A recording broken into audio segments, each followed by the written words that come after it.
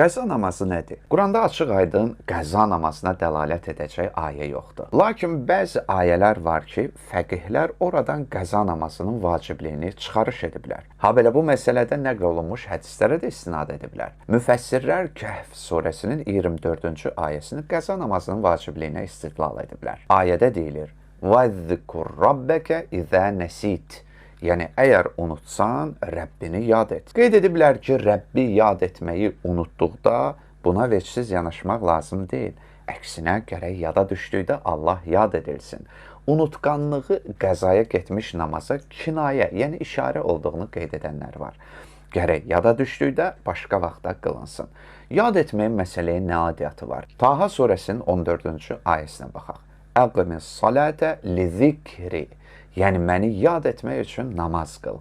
Burada Allah məni yad və zikr etmək üçün namaz qıl əmrini verir. Yəni, namazın əsas xüsusiyyətlərindən biri də Allahı yad etmək və zikr etməkdir.